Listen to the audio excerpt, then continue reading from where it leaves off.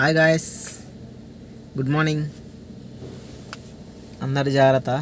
నేనేం చెప్పాలనుకుంటున్నా, మిత్రమా మిత్రమా మిత్రమా జాగ్రత్త. మన మధ్యనే ఉంటూ మనలాగే ఉంటూ మనల్ని చంపడానికి వచ్చిన వ్యక్తులే పాకిస్తాన్ వాళ్ళు. వెరీ వెరీ జాగ్రత్త. అప్పట్లో బ్రిటిష్ వాళ్ళు తెల్లనా కొడుకులు తిరిగేది, ఏదో అనుకునే వాళ్ళం మనం, ఎవడో వచ్చి మనల్ని దోసుకుంటున్నాని. ఇప్పుడు మనలాగే ఉంటూ మన మధ్యనే ఉంటూ మన ముస్లింలాగా ఉండి మనల్ని చంపడానికి వచ్చిన వాళ్ళే పాకిస్తాన్ వాళ్ళు. మన మధ్యనే ఉండ్రు, జాగ్రత్త. ఎందుకంటున్నారంటే మరీ చెప్తున్నా, 200 మంది, ఆ 200 మందికి సపోర్ట్గా ఉండే ముస్లిం వాళ్ళు ఒక 200, ఒక 500 వేసుకున్న మొత్తం 500 మంది హైదరాబాదుల్ని ఉండ్రు. వెరీ వెరీ జాగ్రత్త ఉండాలి. అందరూ చెడ్డోళ్ళు అనడానికి రాదు, ముస్లిం వాళ్ళు అందరూ మంచోళ్ళు అనడానికి కూడా రాదు. నాకు అర్థమైన ప్రకారం నేను చెప్తున్నా, ఇప్పుడు జరగబోయేది పాకిస్తాన్కి ఇండియాకి యుద్ధం కాదు. మరీ చెప్తున్నా, ప్రపంచ దేశాలు మొత్తం యుద్ధం జరిగే అవకాశం కూడా ఉంది. ఎందుకంటే దీనికి ఒక ఎగ్జాంపుల్ చెప్తాను నేను.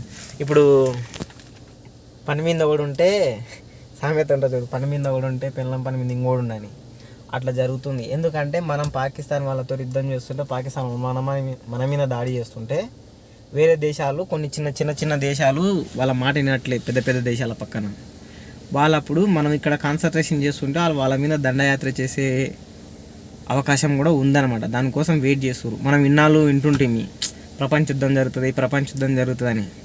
బహుశా ఇది ఇండియాకి పాకిస్తాన్కి కాకుండా నా అంచనా ప్రకారం ప్రపంచ యుద్ధం జరిగే అవకాశాలు కూడా ఉన్నాయి చాలా వరకు. నా అంచనా ఏంటంటే, నేను ఎగ్జాంపుల్ చెప్పాల్సింది ముఖ్యంగా, ఇప్పుడు చాలామంది నన్ను కొంతమంది అయితే ఏమడుగుతారు అంటే, చాలామందికి మనకు డౌటు, నాలాంటి సహజంగా ఉన్న వాళ్ళకైతే డౌటు. నేను కొంచెం కొంచెం నాలెడ్జ్ తెలుసుకున్నవాడు చెప్తున్నా. యుద్ధం ఎందుకు జరుగుతుందని క్వశ్చన్. ఫస్ట్ యుద్ధం ఎందుకు జరుగుతుందని, ల్యాండ్ అంటే భూమి కోసానికి గొడవ అంతా. కాశ్మీర్ ఉంది కదా మనకి ఇండియాకు పైన ఇట్లా ఎడ్డులాగా, అదే అన్నమాట. గాయంతేముంది, ఇచ్చేస్తే ఏం కాదని కొంతమంది అనుకుంటారు. నీకు ఇంత పెద్ద బాడీకి తలకాయ మెయిన్ కదా, మనం దాన్ని వదిలేసుకోలేంగా.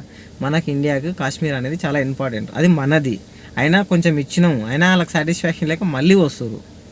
అందుకని అట్లా 2-3 సార్లు 3-4 సార్లు యుద్ధాలు జరిగితే చిన్న మన మీద దండయాత్ర చేస్తే మన పిఎంలు వదిలేసారు. జాలితోన ఎందుకులే అని వదిలేసారు. పాకిస్తాన్ ఎంత ఉండదు మనం అనుకుంటే, అది మన 4 రాష్ట్రాలంతా ఉంటుంది అంతే.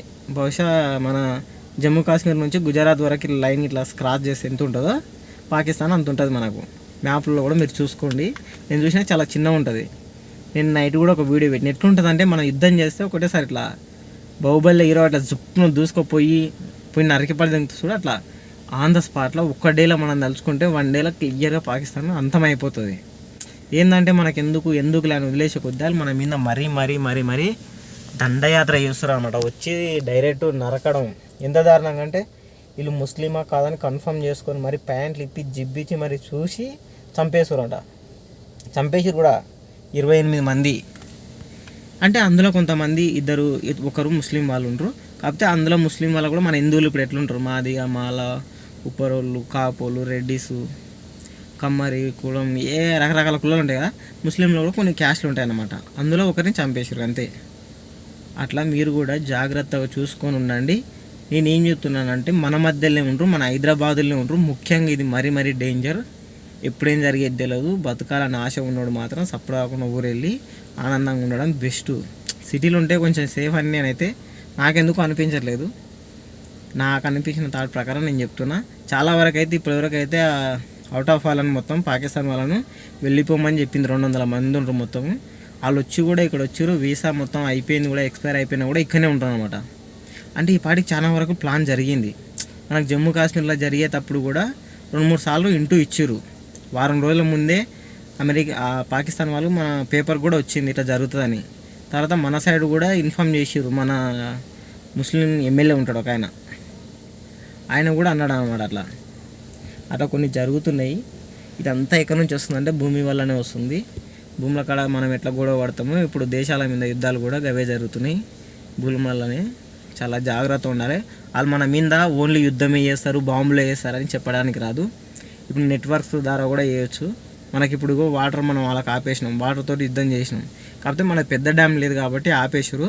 మరి ఎక్కువ ఆపేస్తే డ్యామ్ కూలిపోతుంది కాబట్టి మళ్ళీ వదిలేసారు. మొత్తం వదిలేసినప్పుడు సగం వాళ్ళకు కూడా ఈ డ్యామేజ్ పడుతుంది. ఎందుకంటే మొత్తం ఒకటేసారి వదిలినప్పుడు ఎఫెక్ట్ పడుతుంది వాళ్ళ మీద. అదొక యుద్ధం జరుగుతుంది. మన దిక్కు నుంచి ఏం టాబ్లెట్స్, పండ్లు, కూరగాయలు ఏమైనా సరే సప్లై అవ్వట్లేదు. అలా చాలా చిన్న దేశం కాబట్టి మనం ఏ రకంగా చూసినా మనం పెద్దవాళ్ళమే. కానీ వాళ్ళకైనా సరే జాలి లేకుండా మనం ఎంత వదిలేసినా వాళ్ళు పట్టుకుంటారు. మన జీడిపి తగ్గే అవకాశం కూడా ఉంది. కాకపోతే మనం ప్రపంచంలోనే 5వ ప్లేస్లో 4వ ప్లేస్లో ఉన్నామని అంటారు. కాకపోతే మనకు చాలా దేశాలు అయితే మనకు సపోర్ట్ చేస్తున్నాయి, మనకు సేఫే. కానీ ఎంతో అంత మనం నష్టపోయే అవకాశం ఉంటుంది.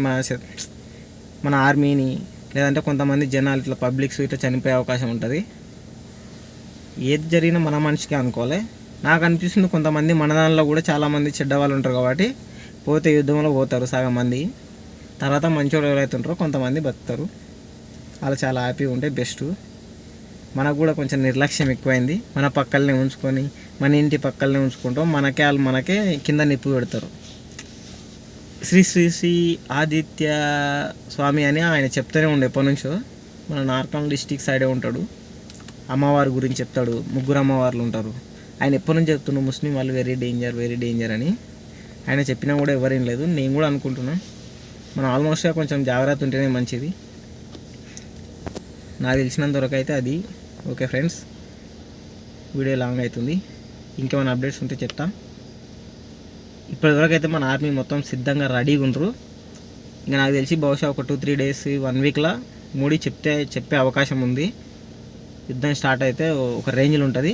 సడన్గా ఒక 1 డేలో పూర్తి చేస్తే బెస్ట్. చిన్న చేస్తే అది పెద్ద డైలీ పెరుగుతుంటాయి. ఇప్పుడు మనకి రష్యాకి ఉక్రెయిన్కి మధ్య ఎలా జరిగిందో అట్లా డైలీ జరుగుతుంటాయి. ఒకటేసారి పెద్ద వేస్తే అయిపోతుంది. కానీ మరి వీళ్ళు ఎట్లా చేస్తారు, ఎట్లా తీసుకుంటారు అనేది మనకు తెలియదు. నాకు తెలిసింది నేను చెప్తున్నా. మనమైతే అందరం చాలా జాగ్రత్త ఉండాలి. ప్రతి ఒక్కరిని చూసుకోవాలి. ఎందుకంటే మన పక్కనే ఉండి మనల్ని చంపే అవకాశాలు ఎక్కువ ఉన్నాయి.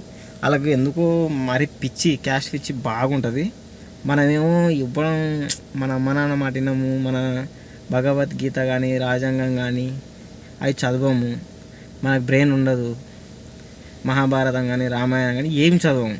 వాళ్ళంట కరెక్ట్ 4 ఏళ్ళు వచ్చినప్పటి నుంచే స్కూల్కి పంపిస్తాం. మనం ABCDలు నేర్పిస్తాం కదా ఈ అని. ఆ టైంలోనే వాళ్ళది బైబిల్ అది ఇస్తారంట, గ్రంథం ముస్లిం వాళ్ళది. అది ఇచ్చి చదివిపిస్తుంటారంట. అప్పటి నుంచే పిల్లలకి నేర్పిస్తూ ఉంటారంట. మనమేమో చెప్పింది ఏమిను మనకేం తెలియదు. ఏమనంటే అందరం మనుషులమే, అందరం మంచిగా అంటారు. ఒక్కసారి కాకపోతే ఒకసారి నేనైతే మా ఫ్రెండ్స్ ముస్లిం వాళ్ళు చాలామంది ఉంటారు. వాళ్ళతో మాట్లాడినప్పుడు ఎక్కువ శాతం వాళ్ళకే సపోర్ట్ చేసుకుంటారు. నేనైతే చూసిన. మనమే ఎప్పుడైతే ఇందిరా మనకు మంచిదే కానీ మనం అనుకుంటాం. అందుకనే కొంచెం చూసుకొని రావచ్చు. అందరు షెడ్యూల్ అని నేను అంటలేను. Thank you, bye guys. Next update ఉంటే చెప్తా. నచ్చితే లైక్ కొట్టండి. మరి అప్డేట్స్ ఇస్తా. బాయ్.